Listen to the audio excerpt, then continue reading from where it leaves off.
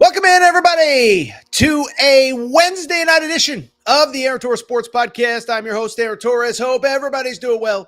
Hope everybody is having a great day. Hope everybody is ready for what should be just a fun kind of deep breath, fun little reset on everything that has happened and everything that could happen going forward. So obviously it has been a few days since we went live. Last time we went live was Sunday night, Mark Pope following that incredible press conference. And it just feels like there is some excitement but tension in the air from both Arkansas fans and Kentucky fans as to when is this thing going to get going? Both schools have one commitment right now, and everybody's trying to figure out what's next. So we're going to talk about what's next with staffing, with recruiting, in the portal, with both Arkansas and Kentucky coming up. We will do a standard portal segment. Listen, this thing is moving fast and furious, but I think after I did my Monday night segment on the portal, that's when things went crazy. Jeremy Roach, starting point guard at Duke, is now in the portal. Aiden Mahaney, I got some interesting information on him earlier today. Oh, by the way, UConn picks up a very nice commitment out of the portal as well. Not the only Big East school to have a good day in the portal. So we'll talk Arkansas, Kentucky, portal, and we might even end on a little non-college hoop stuff. For people who are new to the show, I don't just talk college hoops. I obviously host Fox Sports Radio, so I feel pretty comfortable talking everything. And we have to potentially talk about this crazy Jonte Porter story, suspended for life from the NBA. Also, the college football portal is open. I don't think we're going to go too crazy on it, but Cormani McClain, Mr. Coach Prime's first big commit, he is out at Colorado. I think there's an interesting angle there. But again, today the focus will be on college basketball because there is so much going on. And so with that said, it is Wednesday night. There is no more time to waste, and let's get to the topic of the day. And the topic of the day, well, listen, I told you the night. I remember where I was when I was doing the night that John Calipari officially accepted the Arkansas job. I said, we are going to have so much content going forward. Kentucky at the time needed a new head coach. Both teams needed 11, 12, 13 players potentially going forward. And so I said, we are going to talk about both of these programs a lot. I know whenever we talk Kentucky, Arkansas fans get mad. I know whenever we talk Arkansas, Kentucky fans get mad. But these two programs for the foreseeable future are going to be intertwined. Obviously, when Arkansas takes Kentucky's head coach, when Arkansas, frankly, is probably going to have 6, 7, 8, 9 guys on their roster that either played at Kentucky or were committed to Kentucky, there is no way that we can separate the two going forward. And so what I want to do today, I just want to spend a little time on each program talking about where we are right now. Each program has one player committed as of 7:11 Eastern time on Wednesday, April 17th. This stuff changes quick, but I think both programs are kind of sitting there saying, what's next, Torres? When are we going to get some piece of news? My buddy John Neighbors, who hosted Arkansas, he's tweeted about 9 days in a row. This is about to be the craziest day ever, and it hasn't been. And so what I want to do is get you caught up on what is going on, what is next for both of these programs. I do think we will start with Arkansas and their head coach, John Calipari. By the way, I've seen it in the YouTube comments. I know I'm going to call John Calipari Kentucky's coach at least 2,000 times between now and the time he retires. But forgive me, there is going to be a lot of tripping up because this story is still surreal to me. With that said, let's start with Arkansas. And I think Arkansas is the right place to start for this very simple reason. They're just bluntly a little bit further along in the process. Obviously, John Calipari accepts that job about 4 or 5 days before Kentucky fills its vacancy. John Calipari, obviously, we knew was probably going to be able to bring more players with him potentially between the players that were on that Kentucky roster and players that were committed to Kentucky. And so it feels like they're just a day, 2, 3, 4 ahead of Mark Pope and Kentucky. And I want to start with Arkansas. First of all, good news. Arkansas, congratulations. As of 7:13 Eastern time, y'all got one player. We talked about it on Monday night, but Big Z Zvonimir Ivisic is officially an Arkansas Razorback, okay? And so first off, I think there is a lot of reason for Arkansas fans to be excited about this player. We actually did a full video on the YouTube channel. If you're an Arkansas fan and you missed it, we put it on the podcast feed Tuesday morning as well. I think you should be excited if you're an Arkansas fan. Now, listen, Kentucky people will tell you, oh, he's not that good, and Cal didn't use him right, whatever, bottom line. The bottom line is this. First of all, I am not surprised that he followed Calipari to Arkansas. See, there was the first slip right there. I'm not surprised Big Z followed Cal to Arkansas, okay? Listen, I know what Kentucky fans did for this kid, billboard in Indianapolis when the NCAA issues popped up. But John Calipari was the coach that believed in Big Z. John Calipari was the coach that fought to bring him to the United States. John Calipari, by the way, was the guy who fought his own admissions department at his old school to get Big Z in. And so I always felt like Big Z was going to follow him. I know the night of the Mark Pope press conference, there was a picture of Big Z in the facility. And so you thought maybe Big Z would stay, but he briefly met with Mark Pope, and on Monday night, he ends up committing to Arkansas. Not going to spend a ton of time. We already did a reaction video, but listen, I think the kid has a chance to be really, really good at Arkansas. I know what everyone will say, oh, Cal misused him last year, and how good could he be? He only played 11 and a half minutes. Well, remember, he played 11 and a half minutes. He came in August because Kentucky had no idea what they were going to get out of their front court a year ago. Listen, everybody wants to blame Cal for everything, but he, in the middle of the summer, lost two starting setters in Aaron Bradshaw and Agana Onyenso, and so because of it, he basically had to, on the fly, find a 7-footer out of nowhere. So he gets Big Z to campus, then Bradshaw gets healthy, Onyenso gets healthy, Trey Mitchell gets to campus, and all of a sudden there's a logjam at the 4 and the 5 spots. And so listen, one of the benefits I think of John Calipari starting over at Arkansas is that he is going to have a chance to build this team how he wants, completely from scratch with the players that he wants. And obviously he's not going to be beholden to getting a couple players, here, there, or keeping players or keep them. No. Cal has always been a guy that he has been at his best when he has about a 7-8 man rotation. He had way too many guys this year. And I think there's a chance that Big Z is really good for Arkansas next year. Remember, not only did he come late, didn't get eligible until early to mid-January after SEC play started, but in the games in which Cal rode him, Big Z was really good, okay?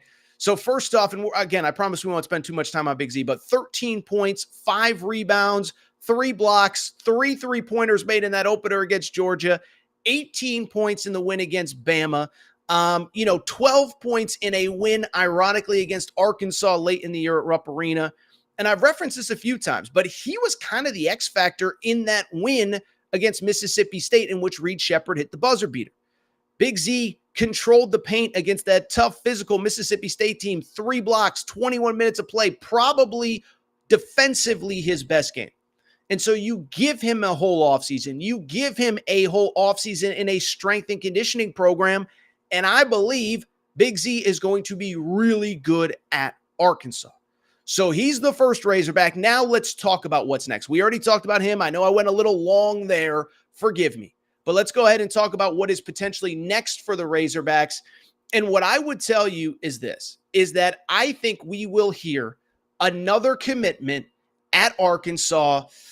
I believe personally, listen, I have no personal insight into this, but I feel very confident that we will get a commitment from at Arkansas over the next, I think, 24 to 36 hours with the Razorbacks. Why do I say that? Well, first of all, as everybody knows by now, of the 5 players that were committed to John Calipari at Kentucky, of the 6 players, 5 have decommitted and asked out of their letters of intent if they've signed. Boogie Flan did it on Monday. Billy Richmond did it on Tuesday. Jaden Quaintance did it last week. Samto Cyril and also Carter Knox as well. So why do I feel like we're going to get a commitment in the next couple days? Did you see where Calipari was on Tuesday afternoon? So Overtime Elite, it's that prep school-ish thing in Atlanta. They had kind of an NBA-like combine, brought in a bunch of coaches, got access to their players, this, that, the other thing, colleges and pro scouts. Why do I bring it up? Two of the players that were committed to Kentucky under Calipari that have since decommitted and asked out of their letters of intent, Carter Knox and Samto Cyril, were both there. Carter Knox, 6'6" wing. He, of course, of the famous chicken man emoji in his Instagram bio. Samto Cyril, 6'9", 6'10", bruiser down low, who actually tested really well. People were sending me videos of him with 35, 36-inch vertical leap. And I just bring it up because those are two guys that, were committed to Kentucky, are now not committed to Kentucky. But I just bring it up to say that I don't think that John Calipari is making that visit unless he feels very comfortable with both players, or at the very least one incoming, right? Cal's not dumb. Cal's not stupid. Cal isn't going somewhere to recruit a player that he has no chance at. And so my guess is that was probably to cross the I's and dot the T's. You see pictures of him with Chin Coleman, one of his lead assistants at Kentucky. You assume, by the way, that Chin Coleman is probably coming with him to Arkansas. I know Matt Norlander put it out the other day. So Chin Coleman and Calipari roll through the OTE event. Again, two former Kentucky commits, one officially signed a letter of intent, both asked out, are there. I feel pretty good that both are going to end up at Arkansas with Calipari. What gets interesting to me, what about the other guys that were committed to Calipari at Kentucky? So in total, there were 5. We just mentioned Carter Knox and Samto Cyril, both at Overtime Elite. Well, it's interesting because Jaden Quaintance, #1 center in America, Boogie Fland, 5-star McDonald's All-American guard, and Billy Richmond have all asked out of their letters of intent. But at least 2 of them have publicly basically said, we're opening this thing up and we're really looking at all our options. So first off, I want to go ahead and give a quick shout out to somebody that I did not think I would be shouting out. But it looks like new Louisville head coach Pat Kelsey might be the thorn in John Calipari's side on some of these kids more than Mark Pope in Kentucky will be. That is because Jaden Quaintance, after opening his recruitment, is set to visit Louisville this week. Listen, I don't know where it all came from. I don't know what all the deal is with all of that. But the fact is that this kid has opened his recruitment, and it's actually Louisville that will be getting his first visit. In the very near future. So Louisville and Pat Kelsey are getting that first visit. Oh, by the way, Boogie Fland, producer Matt, go ahead and pop up Boogie Fland. He spoke with Paul Biancardi today. Boogie Fland, and according to Paul Biancardi, this is what he said. I am back to square one. I am open to hearing about other schools. This is the second time around, so it will be more of a straightforward process. NIL definitely plays a part, but the basketball and coaches are most important. Wherever I go, understand that I have to earn my playing time. I will look to set up visits soon. Here are some of the schools that have reached out. Louisville, just mentioned, Alabama, Arkansas, Kentucky, Florida State, Pittsburgh, St. John's, Illinois, Providence, and Seton Hall. Thank you, producer Matt. I appreciate that. So with Boogie Fland, it's really interesting. So again, Jaden Quaintance, #1 center in America, is set to visit Louisville. I still think the ties to Calipari and Arkansas are very good, but you just don't know if he is considering other schools. Boogie Fland, to me, it's the exact same thing. It feels like he is truly open. Now, I was told when this all started, he was going to stay loyal to Cal, going to follow to Arkansas, but it sounds like he really is open to other options. He's from New York. So is St. John's a factor? Listen, Rick Pitino has been very open about this NIL world.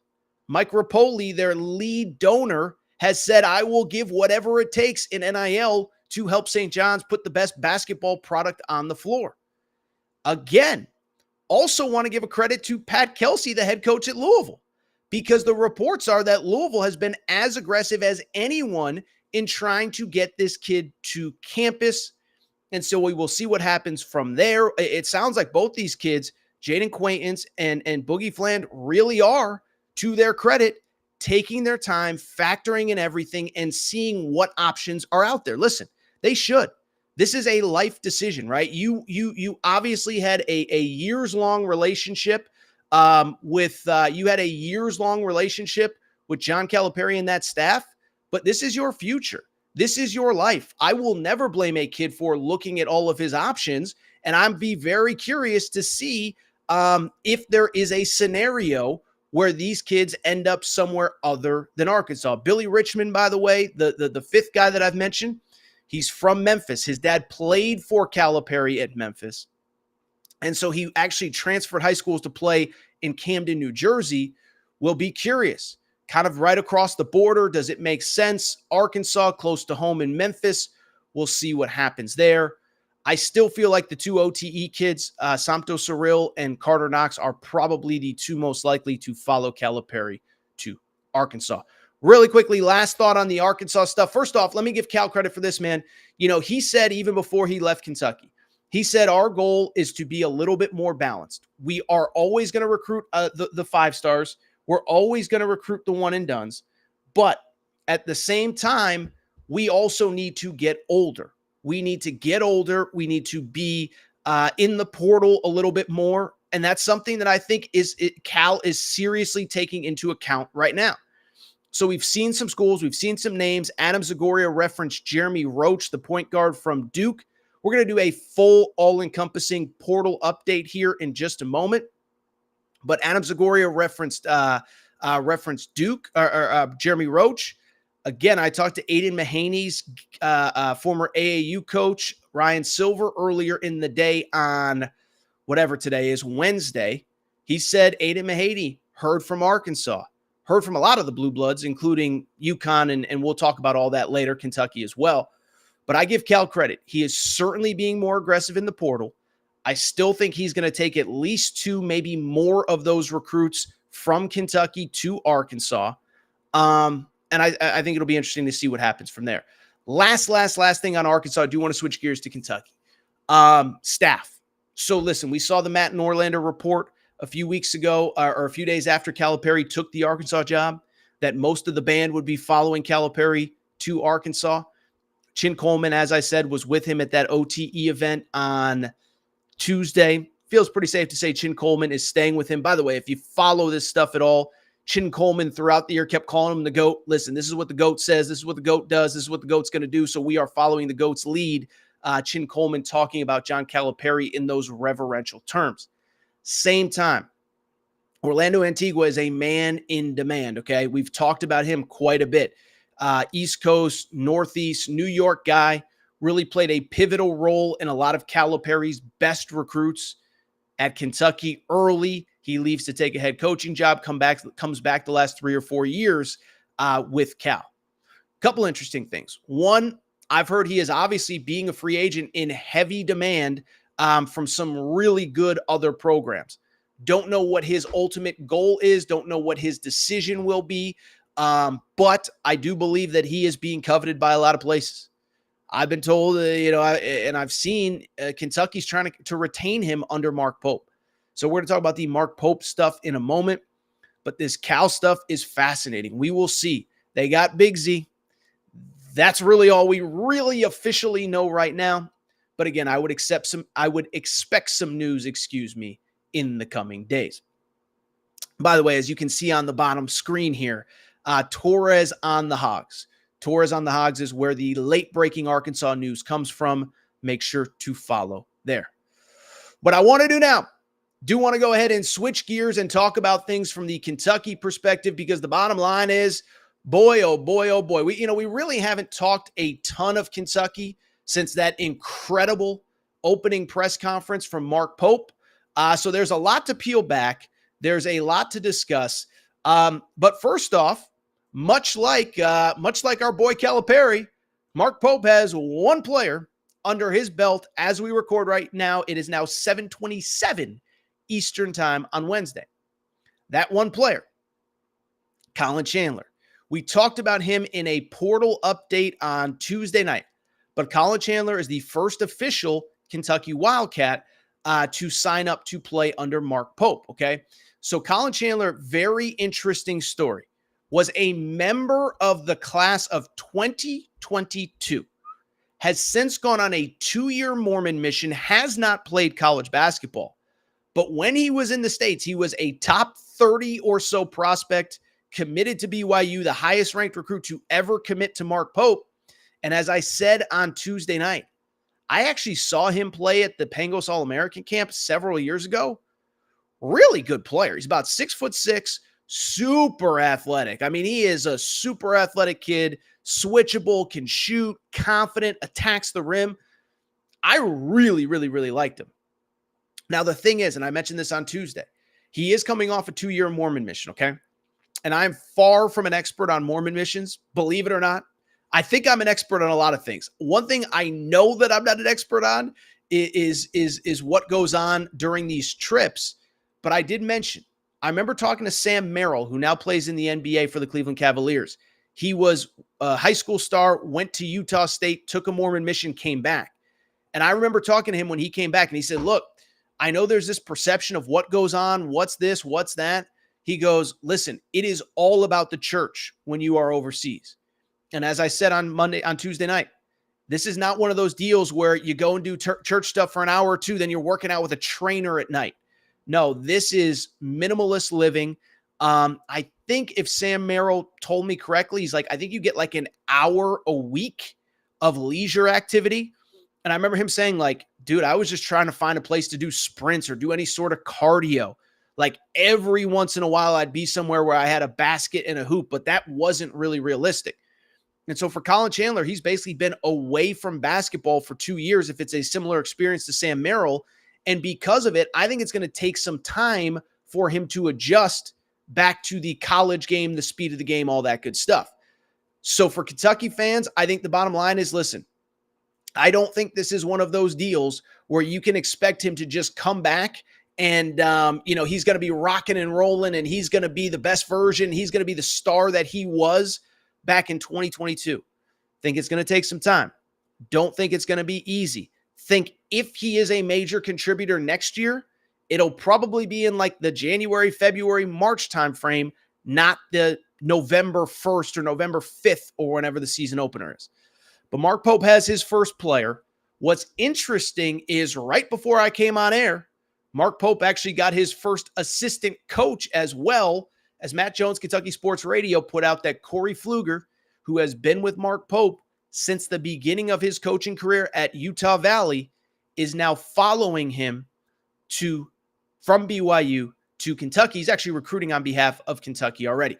Now, with the Kentucky staff, it's worth noting, because of some state law stuff, a lot of stuff is happening behind the scenes. You can't officially announce anything. There's a window. I think it's either 7 days from when Mark Pope gets hired or 7 days from when the job's posted or whatever. But essentially, you can't just, hey, this is my staff today. It takes time for it to go public, but we know that Mark Pope is working behind the scenes. As a matter of fact, I heard he was more focusing on his staff rather than a recruiting class after he got to Kentucky in that first 24 to 48 hour period. But Corey Pfluger will follow him. Really sharp guy. I don't know a ton about him, but the people that I know who know him say he's super duper smart. A lot of the brains behind the operation with Mark Pope kind of work hand in hand. They've been working together for about 8-9 years now. And I think he has a chance to have a direct impact on Kentucky and the on-the-court product. In terms of the rest of the staff, everybody is kind of hush-hush. Again, waiting for those, waiting for that window of 8, 9, 10 days or whatever it is, 7 days, whatever it is, to open up. You hear all sorts of things. There's rumors that Kenny Payne, the longtime Kentucky assistant, former Louisville head coach, could come to join Mark Pope's staff. I have not heard that. I have heard it's more likely he goes back to the NBA. But if you get Kenny Payne, that is a shot across the bow, not just to John Calipari, who I know is trying to get him to Arkansas as well. It's also a shot to the bow to Louisville of like, okay, it may not have worked out as a head coach, but this is a guy that has throughout his career been a great recruiter and a great number two. And we just got one of the best number twos in all of college basketball. Now, is that going to happen? I don't know. Again, I'm trying to keep you updated in real time. If you're listening to the podcast on Wednesday or Thursday or Friday, I apologize. Just trying to keep you updated in real time on what we know in this moment. And as of right now, I don't know that Kenny Payne is a real factor there. I saw some Jay Lucas stuff. Jay Lucas was an assistant under Calipari, left for Duke. Jay Lucas would be an interesting one. First off, I've seen some ties with Jay Lucas and Jeremy Roach. I don't know that I necessarily believe that solely because Jeremy Roach was at Duke before Jay Lucas was. And so it wasn't the guy that brought him there, wasn't the guy that this, wasn't the guy that. I will say if you can convince him to leave Duke, one, it's a great move. Two, it certainly won't hurt in the recruitment of Jeremy Roach. But I don't know that the two are tied. Like if you get Jay Lucas, you can get Jeremy Roach. I think if Jay Lucas were to leave, it's probably because Jay Lucas kind of sees, hey, Duke's really good, but it ain't the same in the post-Coach K era. So we'll keep an update on that. I saw somebody reference Luke Murray, the UConn assistant. Listen, Luke Murray, maybe I'm dead wrong. Luke Murray is a half a step away from being a head coach. I think if UConn wasn't playing so deep into March each of the last 2 years, he might be a head coach already. Of course, when you're playing until early April, schools aren't going to wait for you because they got to get to work in the portal and building a roster. And so I don't know that it benefits Luke Murray at all to come to Kentucky. My assumption is I know he's paid very well at UConn. My assumption is he stays at UConn until he gets a head coaching opportunity, which he will, by the way. Very, very, very talented player. Also, just a tiny little bit of buzz. We mentioned Orlando Antigua a minute ago. Could Mark Pope convince him to stay, which would be a big shot across the bow at Calipari. In terms of players, we talked about Colin Chandler. I think it's worth noting a couple things in terms of players. One, Pope doesn't have a staff together right now. And until he does, it's really hard to know. The other thing I would say, and I know it's not what Kentucky fans want to hear. Everything is about now, in the moment, this second, what's going on, what do we need to know, this, that, the other thing. But what I could tell you is, listen, Kentucky fans, I know it's frustrating, but you have time. This is not John Calipari one and fun. This is not you need to bring in 7 McDonald's All-Americans and flip this raw. No. I think Mark Pope is really trying to build a program right now. He's trying to build a program, not just a basketball roster for 2024, 2025. And that's not a shot at John Calipari, right? By the way, I'm just speaking the truth, is that I think it's about putting the right staff together. I think it's about evaluating the right high school guys, the right college guys, the right 2025 recruits. And so I would say to Kentucky fans, be patient. This might be one of those things. To get the full roster that you want might drag into June, might drag into July. But that's not the worst thing because Mark Pope isn't building a one-year team for 2024, 2025. He is building a program. First off, I'll say this in terms of the players that have been pursued. Listen, I think it's tough because Mark Pope's rocking solo. Clearly, though, he has a type. Clearly, the focus is on skilled guys. I saw Jacob Polachek, a good friend of mine, great young reporter from Kentucky Sports Radio, said that Kentucky has reached out to Andrzej Stojakovic, Peja's son, who played the last season at Stanford. I tend to think he's more of a West Coast kid.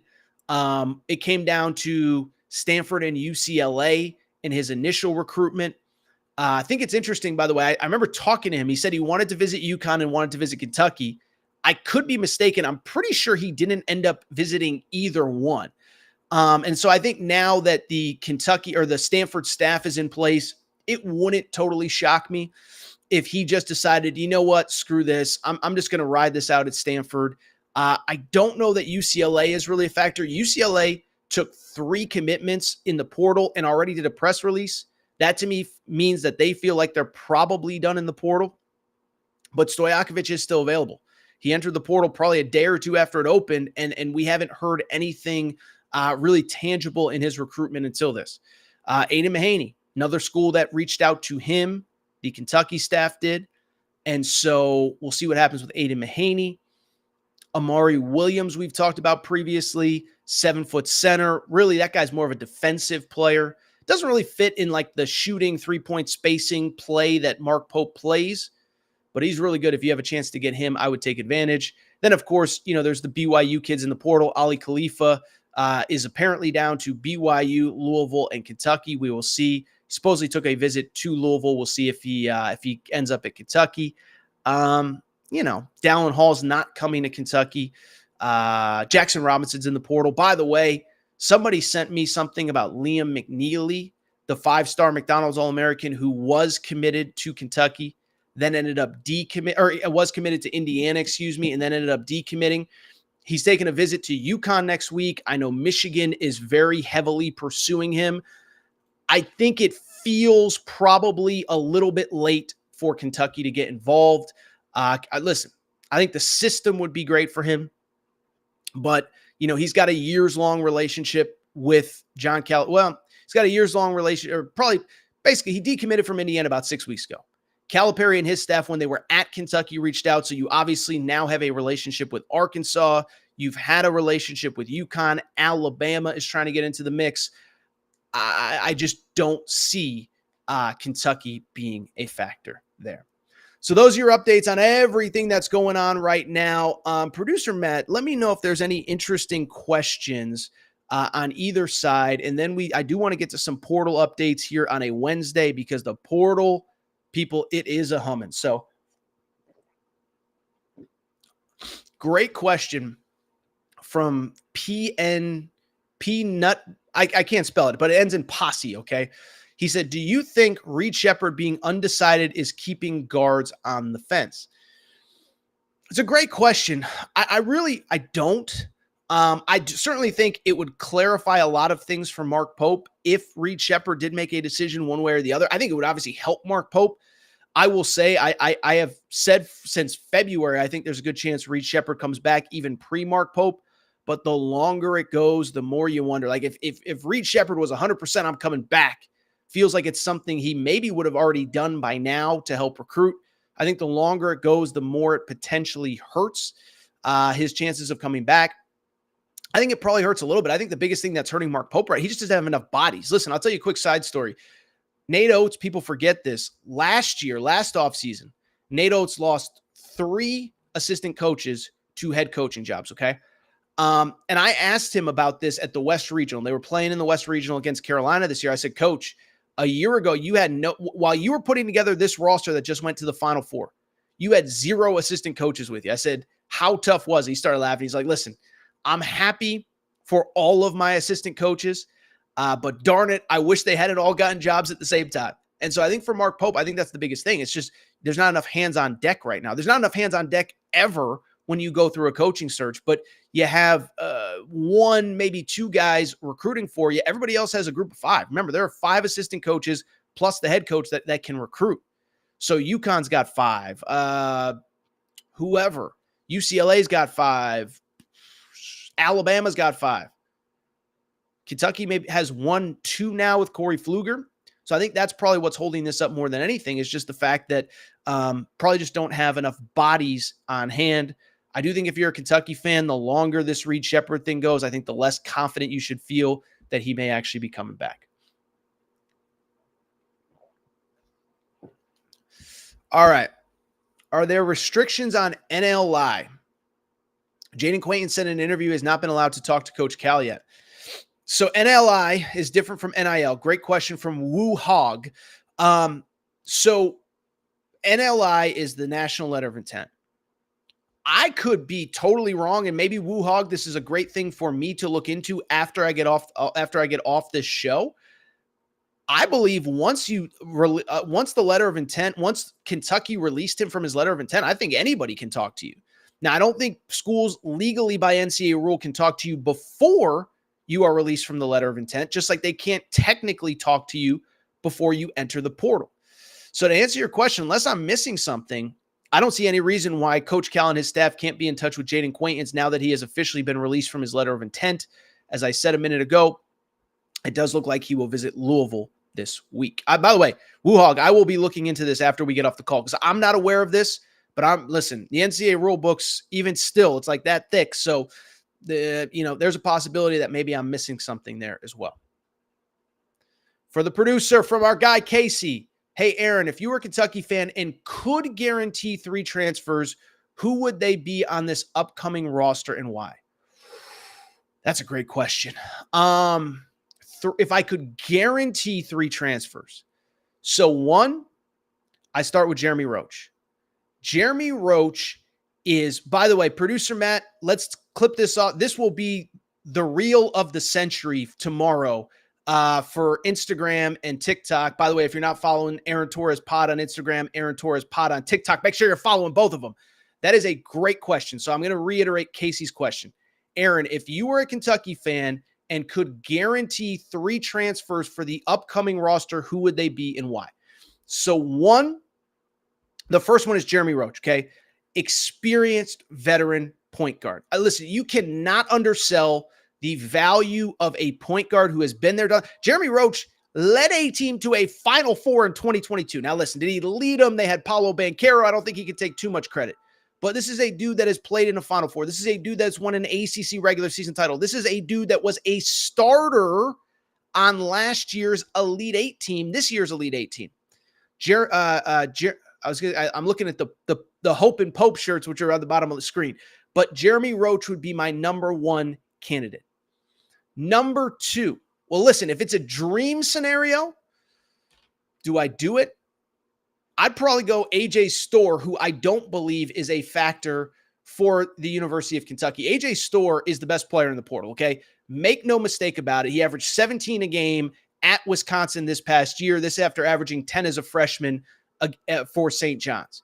Now, I don't even think Kentucky's going to reach out. Now, listen, the scuttlebutt, and there's been tweets about it, so it's not just me just talking out of my mouth, is that this kid is basically, he's out there basically asking for a bag. And listen, that's the world we live in. I'm not here to criticize anybody. But at the same time, I mean, all I will really say about it is that, there's been talks that Kansas has really ramped things up. Kansas reportedly had the best NIL this past season. So if Kansas is ramping things up, so I don't think he's a factor, but 17 points per game, this dude is a bucket. I think he's an NBA player. And if you're averaging 17 in the Big Ten and you're leaving, it's clear you're probably looking for something else. So I would say AJ Storr is number 2. And then number 3 would be, after that, got to get a big guy, right? So I'm partial to one of 2 guys. I think Cliff Omoyori is probably the right answer, but I don't know that Cliff Omoyori is really a true Mark Pope big guy. He doesn't shoot a ton of threes. He's kind of a big banger, like poor man's Oscar Tshiebwe. So I will say Jeremy Roach 1, AJ Storr 2.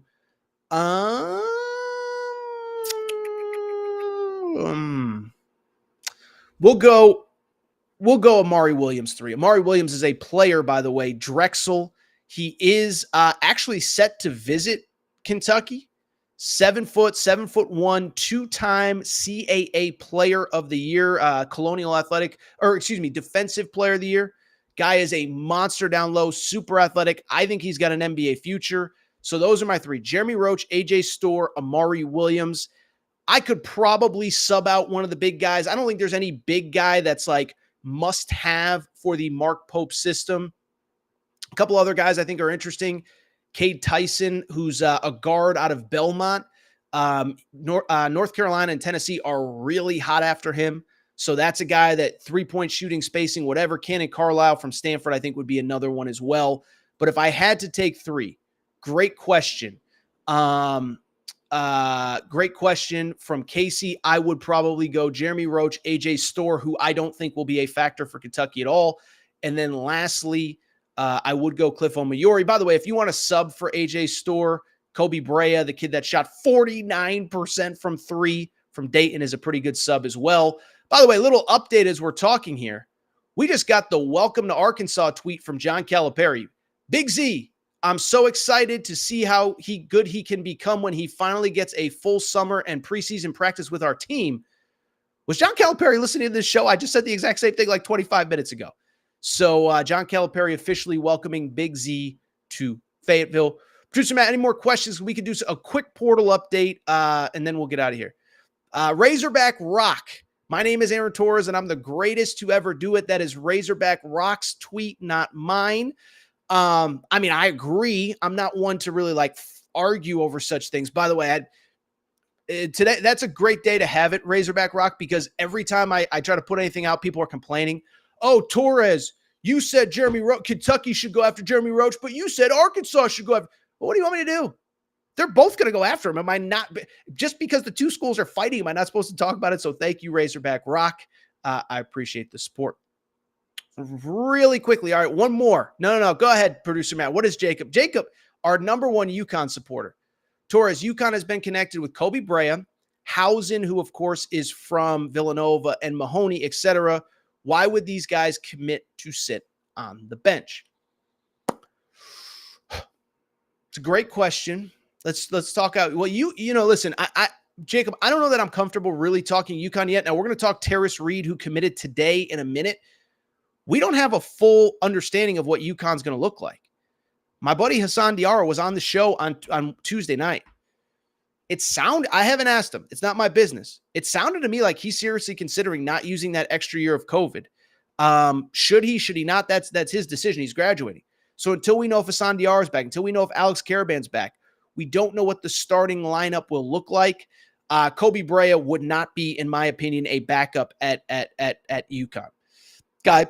Guy shot 49% from three, 12 points per game at Dayton. I think he would play. Housen's kind of a six-man-ish type guy. Aiden Mahaney we'll talk about in a minute. I really respect him and his path. I'm not quite as high on him.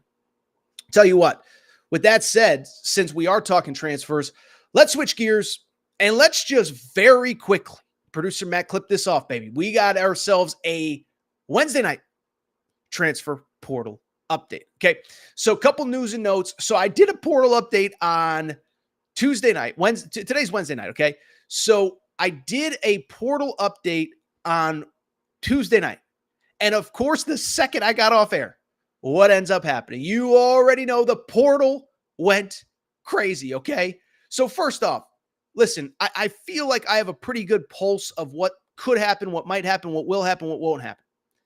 Jeremy Roach going in the portal blew my mind. Okay. And that was the moment where I was like, I think I'm just done with the portal. Like that was the one. I put out the tweet. I did the Abe Simpson, threw the hat on the hat rack, and then walked right back out. I was like, I can't do this portal stuff anymore. For people who don't know, we've talked about him plenty on this episode. Jeremy Roach was the starting point guard at Duke. Okay. Averaged 14 points, 3.5 assists, 42% 3-point shooting. And listen, I know we're supposed to hate all things Duke and this and that. I thought he was awesome. I thought he was steady. And so for him to enter the portal, like what stands out to me, and I don't know this, and I'm not accusing him, and I'm not even saying it's a bad thing if this is the truth, okay? But Jeremy Roach, to me, entering the portal, he's also declared for the draft. This very much feels to me like a kid that is basically like, I need to weigh all my options. And I think bluntly, he's probably got to go to the highest bidder because he's probably not an NBA player. And so, hey, he's got the extra COVID year. If he can make, we know what the numbers are. We saw Jeff Goodman put out that Umar Ballo, the center from Arizona at Indiana, the asking price was $1.3 million. I don't think Jeff puts that out unless he feels pretty confident that's probably relatively accurate. And if that's the going rate, that is freaking insane, okay?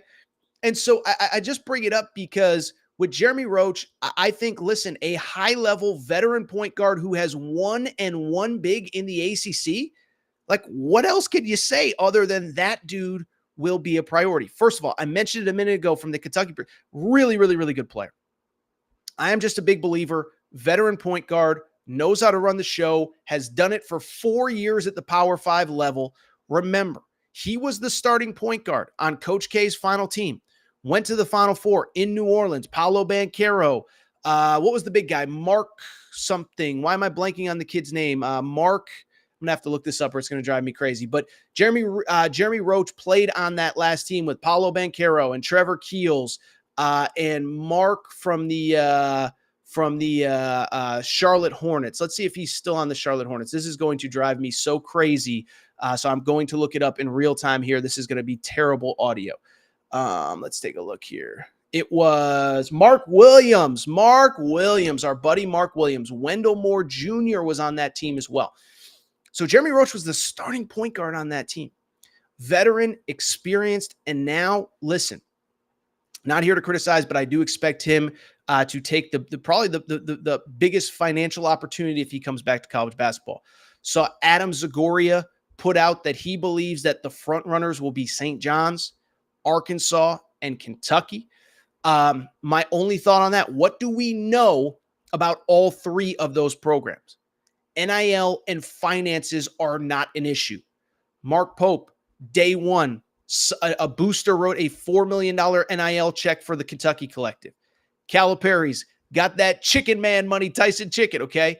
On top of that, you also have we mentioned St. John's earlier, Rapoli, the vitamin water guy, St. John's biggest booster. Money will not be an issue for St. John's this year.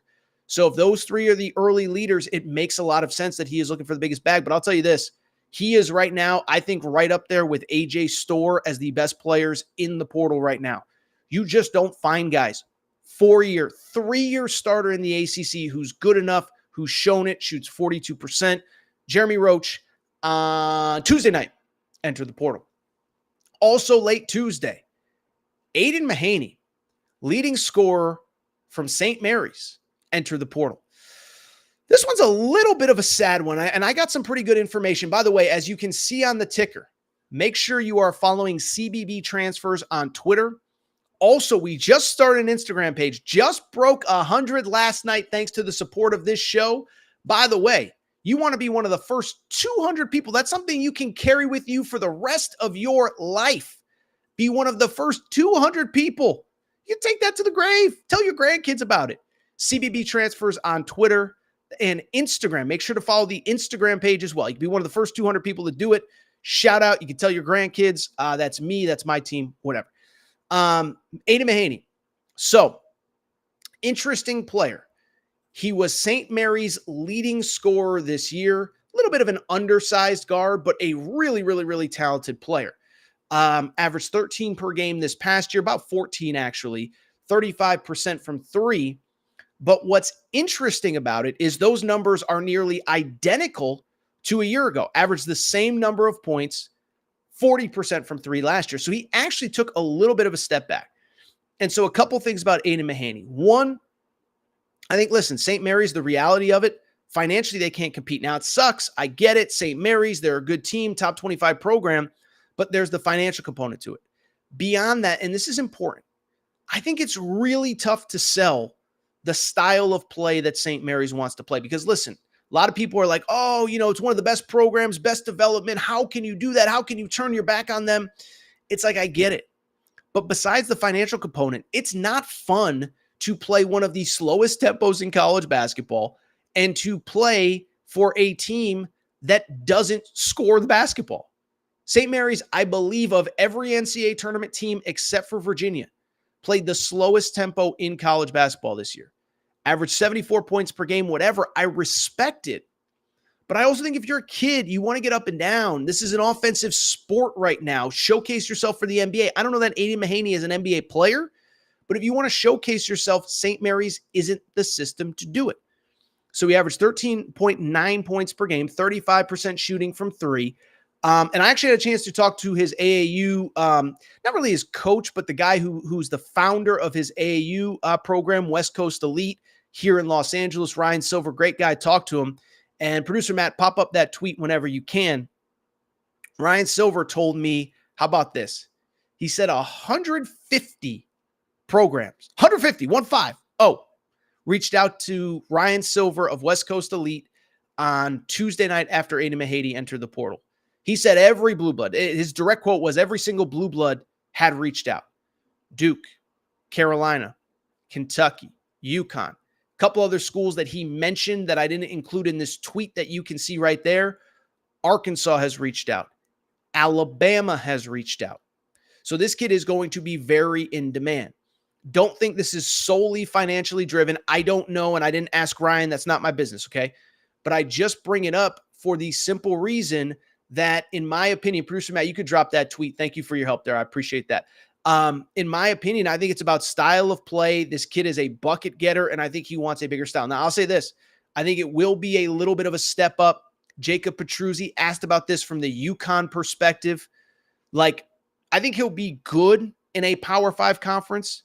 I don't think he'll be 14 a night next year in a power conference. Now, he has 2 years of eligibility. So he's the kind of kid I could see being a 5th starter, a 4th starter on a really good team next year. and then from there developing into a 17, 18 a night kind of guy 2 years from now, kind of like an Antonio Reeves maybe this year, Mark Sears. Remember, both those guys, this was their second year at the Power 5 level after transferring up from the mid-majors. Really like Aiden Mahaney and think he is going to be very, very, very coveted. Like I said, if you follow a power conference school, I am here to tell you they almost certainly reached out to Aiden Mahaney. Very quickly, there was one commitment of note, and I'd be remiss if I did not talk about my guy Dan Hurley and the UConn Huskies. So UConn on Thursday after, I'm getting all my days confused, Wednesday afternoon. We usually don't record on Wednesday night, so forgive me. I'm getting all tripped up here. But Terrace Reed Jr. commits to UConn on Wednesday night. And what stands out to me about this commitment, first of all, you want to know what the ultimate flex is on a recruiting visit? It's not NIL. It's not your facility. It's not this. It's not that. You know what Terrace Reed did on his official visit to UConn over the weekend? He went to the national championship parade in Hartford. There is no bigger flex than, hey, come this weekend for a national championship parade. But the one thing I'll say about this kid, first of all, 9.7 boards per game in the Big Ten this year as a sophomore at Michigan. Michigan finished in last place, but the thing that I give him credit for, every time I watch him, he plays really hard. He plays really hard, average about a block and a half per game. And I do think if you're going to play for Dan Hurley, there's no cutting corners. There's no sidestepping things. It is about full speed ahead. Are you ready to compete? I think he gets it. I think he understands it. And based on what I've seen, even in a bad situation, he played really hard. I think there's something to play for that. The other thing, and this is super obvious if you're a UConn fan, but this is important, is he, what I really give him credit for is also he coming in allows UConn to continue to play the way that they have had success over the last 2 years. What has led UConn to back-to-back national championships? It's a lot of things. But one of the things that has allowed them to continue to have success is the fact that they have had that two big man rotation. 2 years ago, it was Adama Sanogo with Donovan Clingan off the bench. This past year, it was Donovan Clingan as the starter with Samson Johnson off the bench. Well, Samson Johnson's coming back next year. Terrace Reed is coming in. Now, Terrace Reed is not Donovan Clingan, and I don't want to claim that he will be. But I've seen a lot of Adama Sanogo comps, and I think that's probably pretty fair. Well, guess what? Adama Sanogo is an NBA player. Played in the NBA this year for the Chicago Bulls. And so I look at this situation. I think this perfectly allows UConn to continue to play that two big system. And then to Jacob's question earlier, I think UConn's still in the mix for a lot of different pieces. It looks like they want one more wing. We'll talk about Liam McNeely, the five-star McDonald's All-American, maybe in a future episode because he is going to visit UConn next week. We will also see if some of the other guys, Kobe Brea, et cetera, get involved. Want to close on a couple quick things. Producer Matt, any more college hoops related questions before we get out of here? If not, I could just go. There's just 2 or 3 more things. And listen, I love college hoops, but I am not solely a college hoops guy. And so there were 2 things that I just want to quickly address before we go ahead and get out of here. And I'll go ahead and get to them, and we could always talk college hoops on the back end. One, I'd be remiss. I got to talk this crazy Jontay Porter story out of the NBA, okay? So I'm sure everybody has seen it by now. But Jontay Porter, the brother of Michael Porter Jr., has been suspended indefinitely for the rest of his, not even indefinitely, a career suspension for the NBA because he bet on all of his own games, okay? And so this is directly from ESPN. Porter revealed information about his own health to a known sports bettor ahead of a March 20th game against the Sacramento Kings. Another bettor privy to the information placed an $80,000 same-game parlay that featured unders on Porter's statistics and would win $1.1 million. Porter played 3 minutes before leaving the game with an illness. The bet placed at DraftKings was not paid. So there's some other stuff. Porter had bets made in an account not in his name. Let me say this. I've been out of the loop with what the discourse is, what the conversation is on this specific topic. But I'm sure by now somebody has made the argument that the lifetime ban is too much. Let me say this. Everybody who listens to this show thinks I hate Adam Silver. I hate the NBA. Let me give Adam Silver credit on this. I understand that, outside of the TV networks, the gambling companies are his biggest corporate partner. But this is Adam Silver having a backbone, and this needed to be done. If you hear somebody in the media try to make the argument that this is somehow incorrect, that Jontay Porter does not deserve a life ban, ignore them, okay? We have talked about this so many times. We talked about this with Calvin Ridley 2 years ago with the NFL. The bottom line, what I truly believe on sports betting by professional athletes is this. First off, while the leagues are making a ton of money off of the sports betting companies, guess what? Guess who splits the revenue with the league? So it benefits NBA players from having a deal with DraftKings and FanDuel and BetMGM and whoever else is an official gambling partner of the NBA. So don't tell me it's just the owners getting rich. It's just the TV companies getting rich. It's just Adam Silver getting rich. The players are getting rich off of this too. But beyond that, and this is the part that frustrates me, is that basically, and I've said this many times, and I said it with Calvin Ridley, there is basically two rules that professional athletes have to live by. You just follow these two rules, you're good. The two rules are: don't do something so dumb that you are in jail at kickoff or tip-off. That's number one. You can do pretty much anything, and if you're good enough, you can get away with it. I'm not going to go through all the crimes of all the players in the history of sports. Remember, I won't even go there. But Google Kobe Bryant's legal history. Did some stuff, settled out of court. I get all that. But the point I'm trying to make is that basically just don't do something so stupid that you end up in jail. And the number two rule, don't bet on your sport and don't bet on yourself. It's that simple. By the way, you can bet on other sports if you love to bet. If you love to gamble, if you even, and we take seriously when we say like, please gamble responsibly, we mean it on this show. I'm not, I don't want to ever be the reason that somebody does something dumb with money that they don't have. But even if you love to gamble, you can bet if you're an NBA player on the NFL, on Major League Baseball, on college football, on tennis, on golf, I believe even on college basketball. The one thing you can't do is bet on the NBA, and you certainly can't bet on props involving yourself. You simply cannot do that because it calls into question the integrity of everything everyone's watching, and that is just so completely unacceptable. By the way, how dumb is it? Jontay Porter, of course it is going to be flagged if an $80,000 bet comes in on a Jontay Porter over-under prop, okay? Even Floyd Mayweather's like, don't think I'm spending that much money on a Jontay Porter over-under.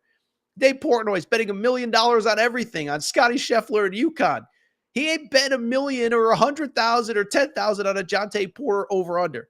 So it was so stupid. There's no excuse. I don't feel bad. I just don't know what else there is to say.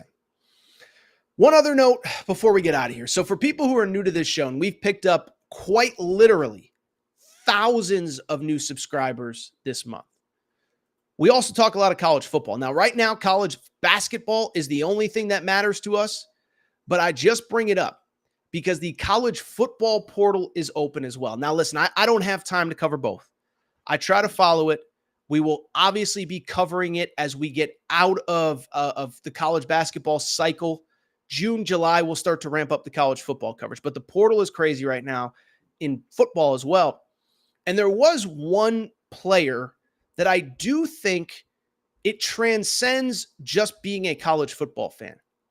And that was the news on Tuesday night, that Cormani McClain, the former 5-star defensive back, number one cornerback in the class of 2023, announced he is going to transfer. Okay. And so I want to talk about it really quick because one, it's Coach Prime. And nobody likes Coach Prime. Now, I'm a big Coach Prime guy. I believe in his mission and his vision. I don't think that it's perfect. I think that at times he does and says things regrettable, but guess what? So do I. So does my wife. So does my mom. So does my dad. Nobody is perfect, but I believe in Coach Prime's mission. And I'm kind of disappointed to see the way that this ended, okay? Cormani came in with an insane amount of hype. We get it. A year after Travis Hunter. You look at the hype with Travis Hunter. You look at the hype with Cormani McClain. But the second he gets to campus, you can just see this ain't Travis Hunter. And from the beginning, there were issues with his work ethic, with his accountability, with his responsibility. I'm not saying it's all his fault, but go back and watch that Amazon Coach Prime doc. There's a very vivid scene in training camp last year where Coach Prime is on a golf cart with his AD, Rick George. Rick George says, how's the kid come along? I think Coach Prime says something to the effect of, if there was a 15, he's not on the first team, he's not on the second team, he's on the third team because that's the lowest it goes. If there was a fifth team, he'd be on the fifth team. And Rick George was kind of taken aback by it, kind of like, really? And so from the beginning, there was talks about his attitude, his work ethic, being prepared, being on time. Coach Prime addressed it. If you remember about week 4, week 5, when Colorado still had things rolling. I think it was when Travis Hunter got hurt against Colorado State. Somebody asked Coach Prime at a press conference, like, hey, Coach Prime, now that Travis is hurt, is Cormani going to play? And basically, Coach Prime said no, because he's not putting in the work that needs to be done. He's not putting in the work that needs to be done. Here is the exact quote, if I can find it right here. He said, let's see if I can find it real quick. I can't find it, unfortunately. But here it is right here. So this is what Deion Sanders said when he was asked about if Cormani McClain would get more playing time after Travis Hunter got hurt. He said, what does he have to do to get on the field? Here was what Coach Prime said. Study and prepare. Be on time for meetings. Show up for meetings. Understand the scheme. I check film time from each player so I can see who's preparing. So if I don't see that, you would be a fool to put somebody out there who's not prepared. That goes for all of our players. Now, admittedly, by the end of the year, Cormani did get some reps. I remember that USC game. He had a couple really nice plays. But at the end of the day, it was an issue of accountability and responsibility that was holding him back. By the way, I remember Travis Hunter even making some comments during the season of he's young, he's trying to figure out, he's going to do this, he's going to do that. And so when I look at this situation, I think it's easy to rag on Coach Prime. I know how the season ended. They started 3-0. They finished 4-8. I'm not great at math, but that means they went 1-8 in their last 9 games. But at the same time, the thing that I respect about Coach Prime is he is trying to elevate all of these young men, not only as football players, but as young men. And so when I see this whole situation, I feel bad for Cormani McClain, but this isn't an L for Deion Sanders. This isn't an L for Colorado. This isn't poke fun at Coach Prime. This is Coach Prime trying to raise a young man into a man. This is Coach Prime trying to turn him from boy to man. And I saw this quote from Coach Prime when asked about him. He said, I pray to God, this is Cormani McClain, I pray to God that he goes to a program that challenges him as well as holds him accountable and develops him as a young man. Unfortunately, we weren't that program that could accomplish that. And so I know everybody wants to poke at Coach Prime and, oh my goodness, oh, Colorado. No, first of all, I think Colorado is going to be better than people think this year. I truly, in my heart, honestly believe that. I think they're deeper. I think they're more talented. If you follow the college football portal, they actually address the O-lines and D-lines. I don't think they're going 11-1. I think they're going to be above 500. I think they're going to be 7-5, 8-4. I mean that in my heart. This isn't a bash Coach Prime thing, though. He's trying to hold this kid accountable, and the kid, I guess, just wasn't ready. I've seen some reports that USC could be in the mix. I've seen some reports that some of the schools in Florida, maybe South Florida, could be in the mix. Whatever Cormani McClain decides, I wish him luck, just like I know Coach Prime does. But man, oh man, it is a little bit disappointing to see how this thing ended. And some of the people that are toughest on you also have your best interest in heart. I tell my wife this all the time. Well, we don't have kids, but, we talk about, friends and family and whatever. I always say, if I'm ever a father, listen, tough love is still love. And I think Coach Prime was trying to show some tough love to Cormani McClain. I hope Cormani McClain knows that it is love and that it was in his best interest. And it's unfortunate to see this ending. Really quickly, producer Matt, any other questions before we get out of here? I think the chat has devolved into an Arkansas versus Kentucky screaming match. So with that said, I do think we are going to get out of here. If you are not subscribed, first of all, if you're not subscribed on YouTube, we got so much content coming out. Make sure you're subscribed on YouTube. Make sure you put on the little bell so you're notified every time we go live. We may go live again Thursday night. We'll see if we have any new or interesting information to see if we go live on Thursday. We'll certainly go live on Sunday night as we always do. But I appreciate your support. Make sure you're subscribed on YouTube. Make sure you put on notifications so you know when we go live. Also, make sure you subscribe to the podcast, Apple, Spotify, Amazon Music, Google Music, wherever you get your podcast. Make sure to subscribe. Also, make sure to rate and review the show. Go ahead, give us a quick 5 stars. Let us know what you like, what you don't like, all that good stuff. If you could give us a quick 5 stars on the Apple, Spotify page, that would be great. As I said, make sure you're following on social media. Aaron Torres Pod on Instagram. Aaron Torres Pod on TikTok. Hate to brag. Was off of TikTok for a minute. Have started going back on TikTok. Torres has gone a little viral on TikTok the last couple days. Went from about 100 followers to about 250. No big deal. No big deal. But follow us on TikTok as well. Clips of the show, behind the scenes stuff, etc. Make sure you're subscribed. Appreciate everybody's support. I will be back probably tomorrow night, especially if we get some news. Shout out to Torrent Craig. Shout out to Rachel, who hates my voice. Shout out to JJ Reddick. You F-head, unblock me, bro. I will be back probably Thursday, certainly Sunday. New episode.